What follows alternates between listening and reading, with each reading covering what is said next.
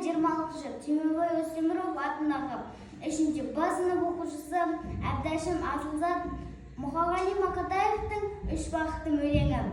Ең бірінші бақытым халқым менің, соған берем ойымның алтын кенін. Ол бар болса мен бармын, қор болмаймын, құматырақ алдымнан нарқым менің.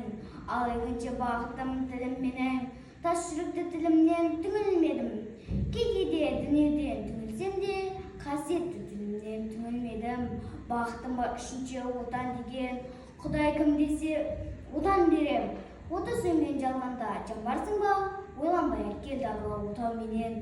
Түтін түтеті жүрбі көгере бер, немерелер көбейсін шөберелер.